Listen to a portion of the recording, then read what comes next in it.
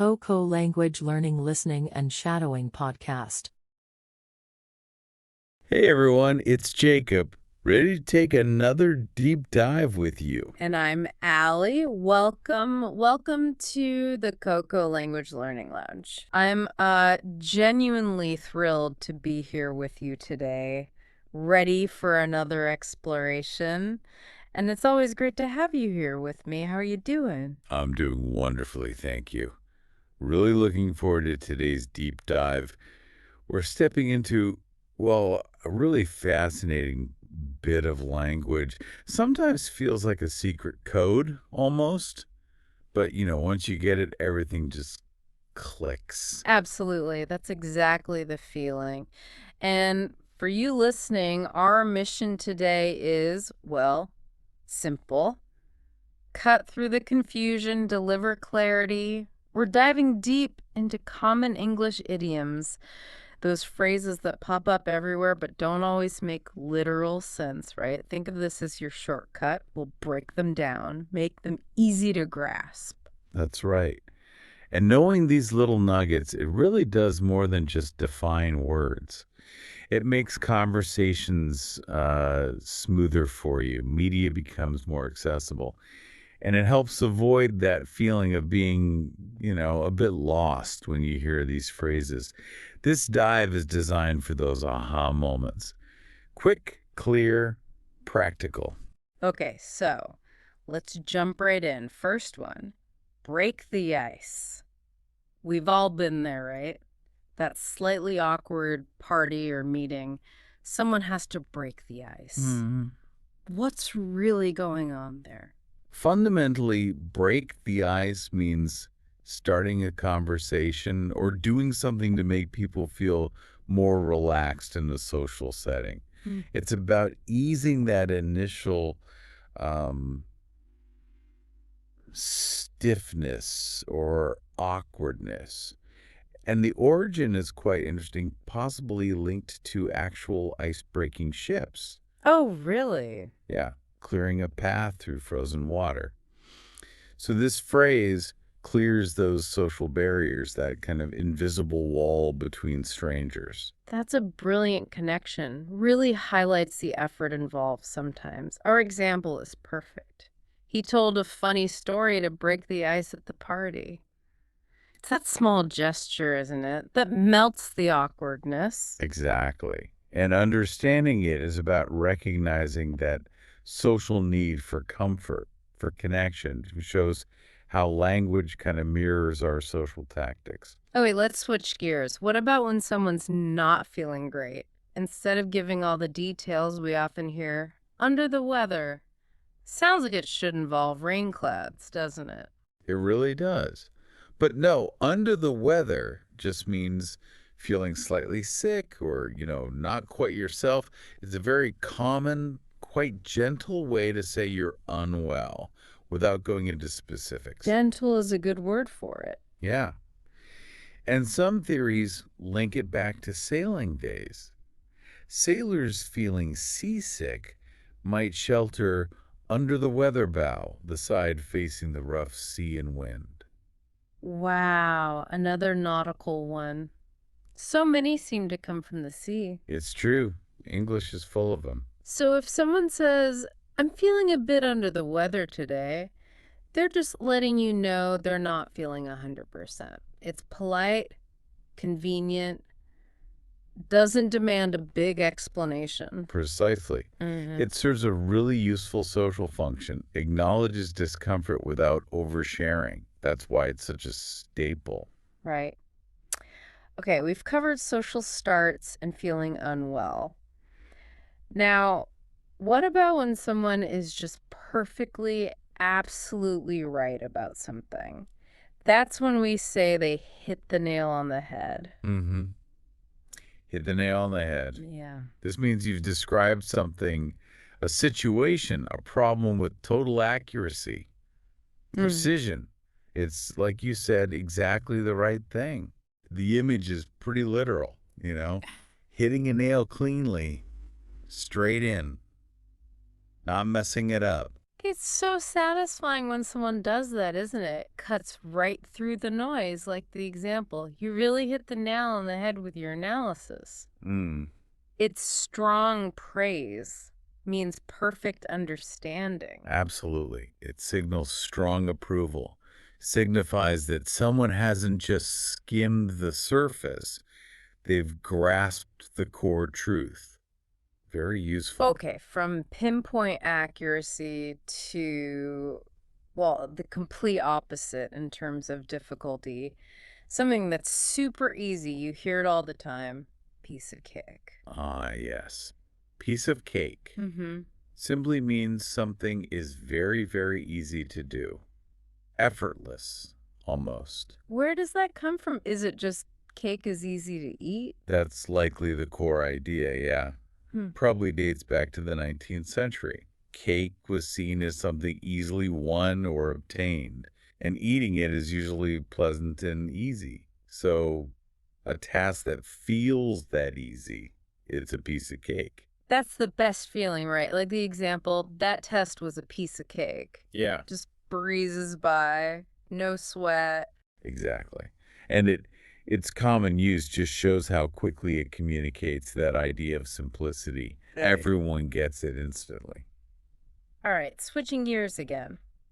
From easy peasy to ouch. Expensive. Something many of us know well. Costs an arm and a leg. Sounds painful. It does, doesn't it? Costs as harm and a leg means something is incredibly, excessively expensive. It's hyperbole exaggeration for effect. Any idea where that one comes from? It's so vivid. Well, there's no single confirmed origin, but one theory links it to portrait painting. Oh. Apparently, adding limbs, arms, legs to a portrait significantly increased the price back in the day. So a full portrait really did cost more limbs, in a way. That's fascinating. Whether true or not, it really captures that feeling of a steep price, like the example. That luxury car costs an arm and a leg. Right. It's not just pricey, it's like you're giving up a part of yourself for it. Right. And that's its power. It conveys the sheer magnitude of the cost much more effectively than just saying it's expensive. It hits emotionally. Definitely. Okay, sometimes life makes us do things we dread, but we know we have to. That's when you might need to bite the bullet. What's that about? Sounds intense. It is quite intense. To bite the bullet means to force yourself to face something unpleasant or difficult that you've probably been putting off. It implies courage, or at least grim determination.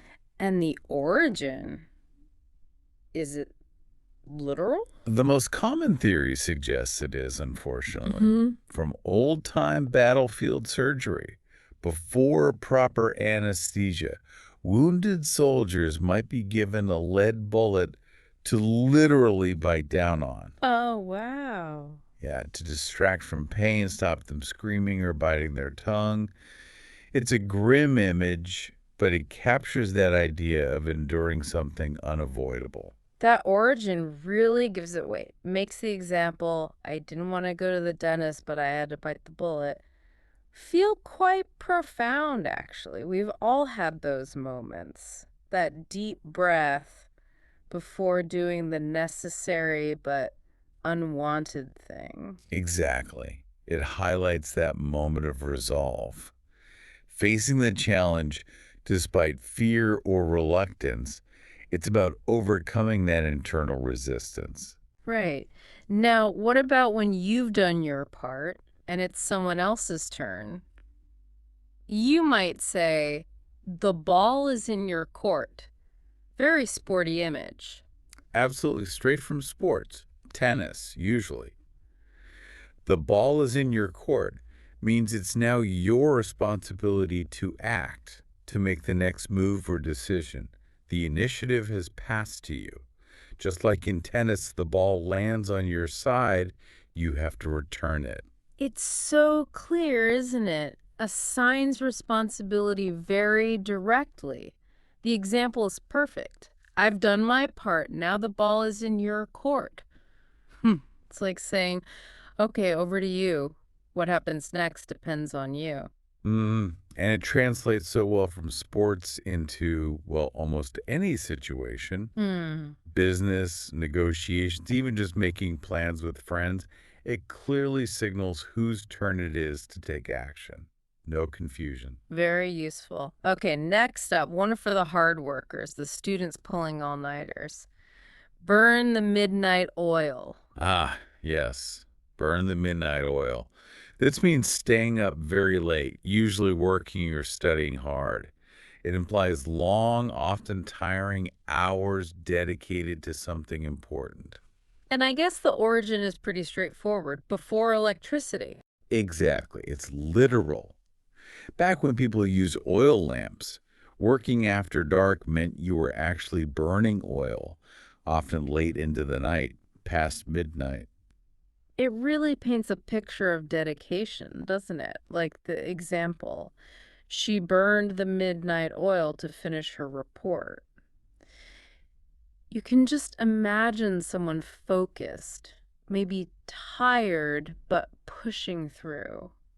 It absolutely highlights that commitment and effort. It's not just saying someone worked late. It acknowledges the sacrifice and determination involved. Okay, nearly there. What about when it's time to leave, start a trip? A really common energetic phrase is hit the road. Hit the road. Simple, informal, means to leave or begin a journey. The hit suggests starting, making contact with the road, getting going, often implies a bit of immediacy. Yeah, it feels active, like you're really setting off. The example is great. We should hit the road early to avoid traffic. It means let's go now, or let's plan to leave early. Very direct. It is, and because it's informal and so widely understood, you hear it all the time. Friends planning a trip, maybe even just leaving work. Quick, clear signal for departure. Got it. And finally, our last one. Something to be a bit careful with, especially around secrets. Spill the beans. Yes, spill the beans. This means to reveal secret or confidential information. Often it implies it was accidental, but it can be used for intentional revealing too. Where on earth does spilling beans come from? Well, one fun theory links it to ancient Greek voting systems. Really? Voting with beans. Apparently so.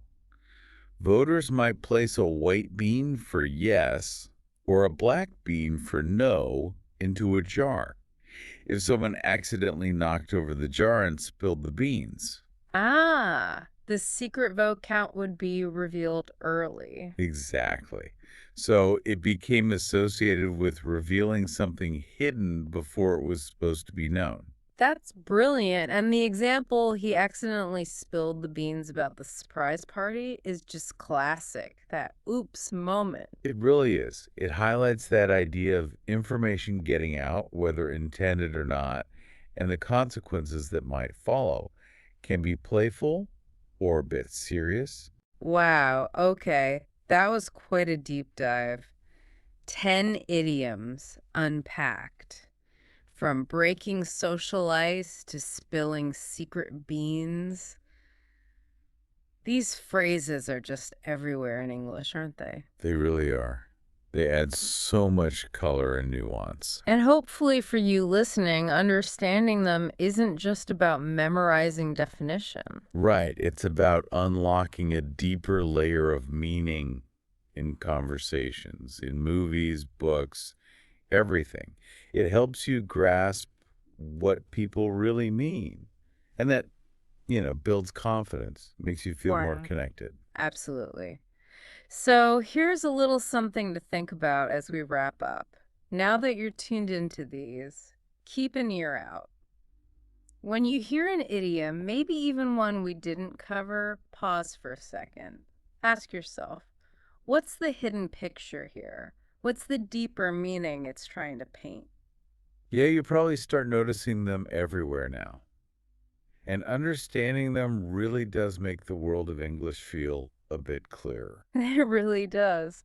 Well, thank you so much for joining us on this deep dive into idioms. My pleasure. Always fascinating. And we hope you'll join us again next time. Until then, keep listening, keep exploring.